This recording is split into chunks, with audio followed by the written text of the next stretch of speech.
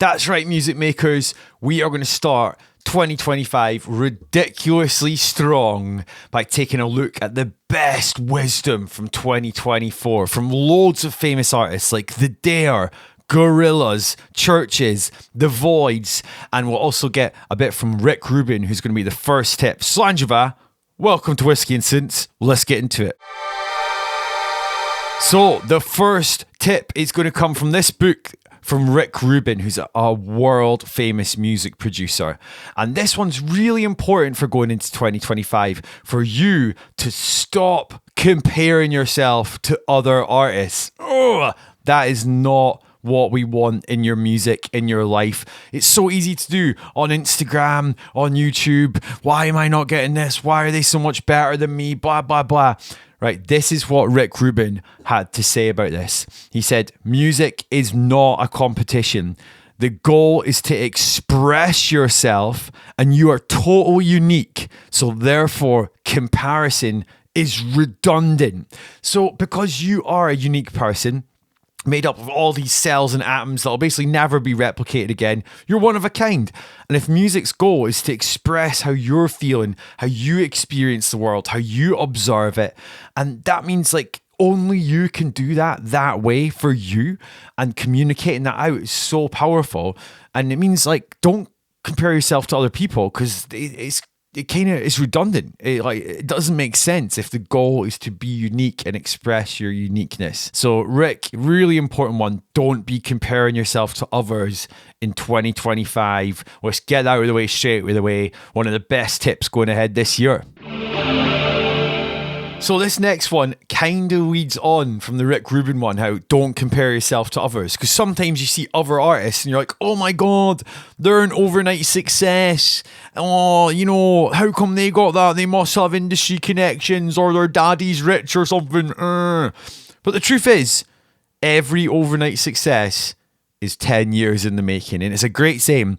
And no one proves this more than The Dare, an artist I've been loving last year in 2024. Now, The Dare, a lot of people claimed, oh, he's an overnight success. But the truth is, before even starting the Dare project, he was in a band called Turtleneck since 2015. So pretty much 10 years ago, where he was building up his skills, his experience, his songwriting, industry connections, all that kind of thing.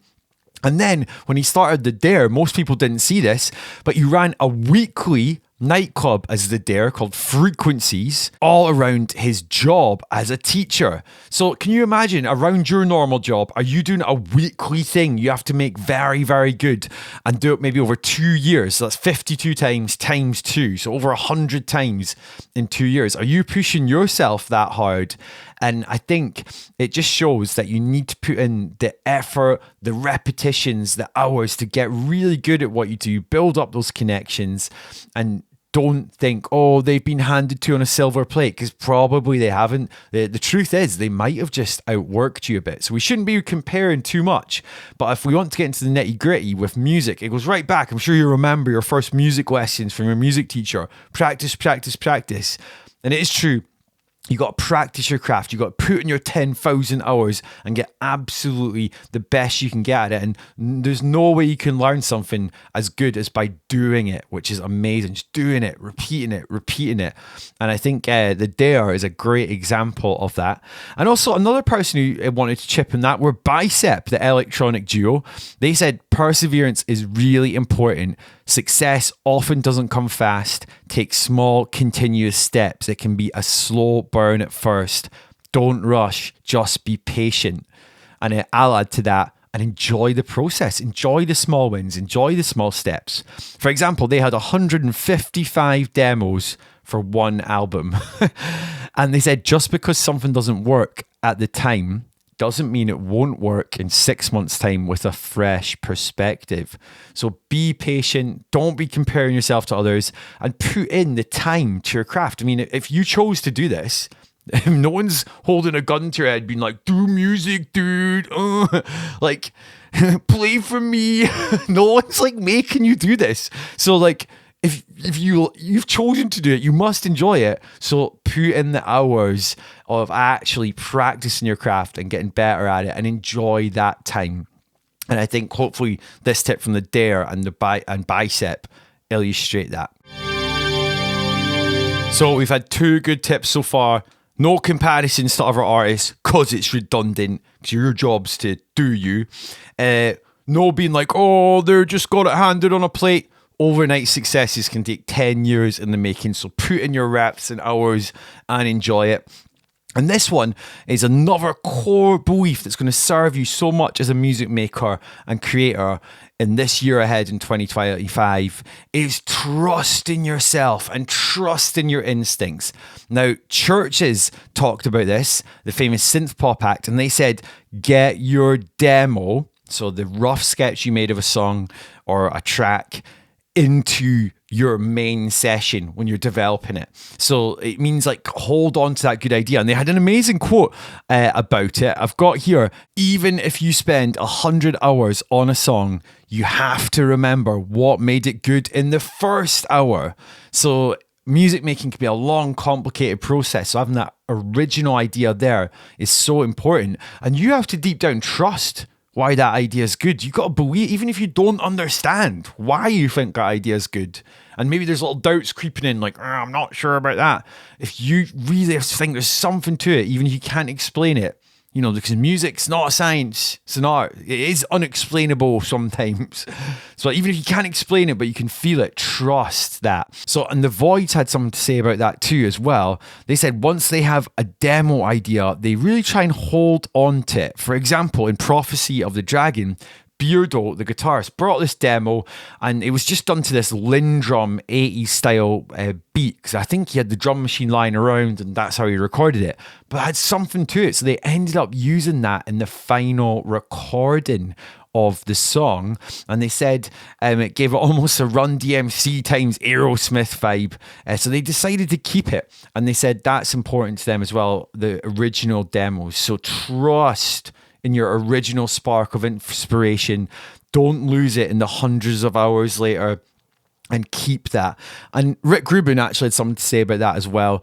Pharrell Williams has as well, about how they actually believe, you can believe this or not, no one can prove it right or wrong, that the ideas come from somewhere else, not from within them. Because it's easy to doubt yourself, but if you believe that the ideas come to you from some mystical place or whatever, then maybe it's easier to trust that it comes from somewhere else, because it's so easy to doubt oneself. So that was from the Rick Rubin book as well. So I thought I'd chuck in that too. He's an absolute oracle, if you ask me. So I've got one more coming up. So let's get into the last tip about serving the song. So yeah, this final tip is all about serving the song, not your ego. So Damon Albarn from Gorillaz, famous collaborator, had something to say on this. He actually said, the secret lies into being open and not precious. He said, if you allow yourself to be open to anything and don't be precious about it, you can be a great collaborator. All right. And a lot of the best music is made via collaborations. And if you just work solo, sometimes you got to imagine yourself as a collaborator, because you've got the side of you that's like the doubtful one, the precious one, and you've probably got a side to you that's more spontaneous and open, and you're going to have to meet in the middle somewhere. But he said being not precious about things is really important, be able to see it from different angles as well. For example, in our Christmas special, we had the Stay Another Day by E17. Quite fun doing that Christmas special. Thanks to everyone who watched it, even though it's a bit unusual on this channel, which is maybe usually hopefully more cool underground artists. I don't know. But what happened is Tony wrote the song, and it was actually quite emotional. It was about like something bad that happened to his brother that I won't go into here in detail, and also his friend's father passing away too. So it was basically a loss, and everyone feels that so hard. And he actually said he wanted to sing the lead on it, but everyone said Brian Harvey, the other singer, should. Can you imagine that? This song, you poured your heart into the lyrics and the melody, you wrote the whole demo, and then they get someone else to sing it. But he said that he was a bit insulted and sent home whilst the other person sang it, Brian. But he says he believed it turned out wonderfully and the song's better for it. And who knows, if he did sing that song, would it just be buried in the depths of time? Or, because they did let Brian sing it, 30 years later, the magic's still there. You hear it all the time. So I think serving the song, not your ego, is really important. So a little recap. We did Rick Rubin, no comparisons. Comparisons is redundant. Leave that to the sporty people, or when you're playing sport. That's competition. Music's not. So no comparisons. The other one, if you're like comparing and everyone's like, oh, they're so much quicker and faster and they just blew up. Overnight success, usually 10 years in the making. Put in your hours like the Dare did. That amazed me. A club night every week. And if you've done DJing or live gigs, you'll know it's not easy to just fun doing a few, but every single week around your normal job. Good on him. I appreciate that. And then we also had the perseverance included in this one from Bicep, talking about perseverance. And then demos, trusting in your original idea, whether you believe it comes from within you or the ideas are sent down to you from some center of the universe or whatever. Trust in that initial spark of inspiration and refer back to your original demos to make sure that you are capturing what made it good originally. When you're 100 hours in, remember what was good about the first hour of making it, CHVRCHES said. And lastly, E17, we just had it. Serve the song, not your ego. Don't be precious. And Gorillaz had something to say about that too. So I hope you've enjoyed this podcast. I'm hoping it is getting you started strong for 2025. I had to think about that. And hopefully if you're watching this in another year, the same advice applies. But all these are tips I researched and discovered in my last year of doing these podcasts. All the links are below to the sources if you want to dig deeper. And also, I do want to say thanks so much for watching over the last year on the channel. If you're here at the end of this video, Slanjava, cheers to you, legend. Cheers for tuning in this song. I do appreciate that. I usually do a shout out of like how I can help you with music production and stuff for free. Click below for that. I'm not going to go into it too much, but yeah, I hope you have an amazing year. I genuinely do. And get in touch via the comments or my emails there on the internet, whatever. Just get in touch via my website, whatever. If you want to chat about your music, or you need help with it, or you're just not sure how to start the year right, I kind of want to help you out. I'll reply. I don't care. It's cool. I'm happy to do that. But yeah, it's been marvelous having you along for the ride.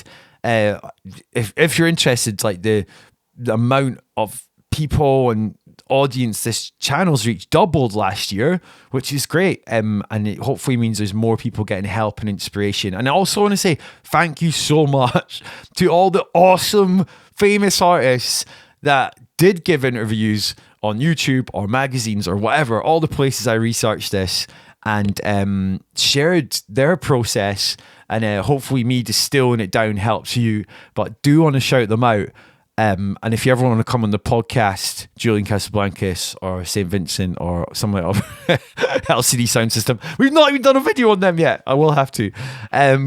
So yeah, you're welcome. We can do an interview. That is one of the dreams for this podcast, by the way. One day, maybe get the artists in person giving these tips. That could be cool. But I've waffled on. The end of the podcast is usually where waffles live. But thank you. Comment if you're still here at the end.